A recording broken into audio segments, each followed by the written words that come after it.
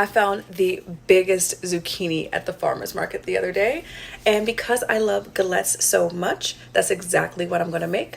I'm gonna make a zucchini galette. I love making galettes, mostly just because I love to cook, and it's such a fun project. They're beautiful, rustic, and there's no way you can mess it up.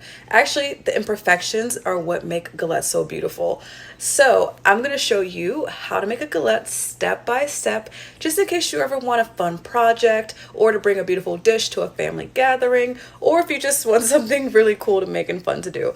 Now, this is gonna be so good, I promise you. So here is a beautiful zucchini galette with Gruyere cheese that we're making. And my galette, the crust is gluten-free, of course. So if you're using a gluten-free flour, make sure xanthan gum is in the ingredient list. And it's best to measure your flour. I use about 250 grams, which is about 2 cups, and then add ice cold butter. I like to freeze the butter and then slice it into cubes and add it to the flour, and use a fork or pastry cutter to break the flour and butter down into little crumbles. And then I'm adding fresh herbs to enhance the flavor. And then I'm starting with about 1/4 of a cup of water and adding it to form the dough. And then I'm going to add about 1 tablespoon of water at a time until the dough sticks together. It usually takes about 1/2 cup of water to form the dough, then wrapping it in plastic and putting it in the fridge to chill. Now I'm going to prepare the zucchini, first by slicing it into rounds and then roasting it with some spices for about 25 minutes until it's nice and caramelized. And then I'm going to caramelize some onions. Right now I'm just building on the flavors of my galette and preparing all the ingredients. It's kind of like making a pizza where you make all the ingredients first and then add them to the crust. So right now I'm going to roll out the crust.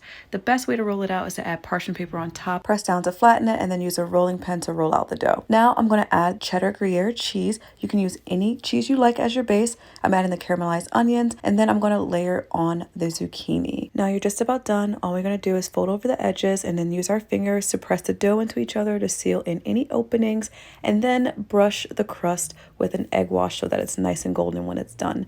And now all you're going to do is roast the galette for about 25 to 30 minutes, and I'm going to top it with some lemon zest, and it's all done.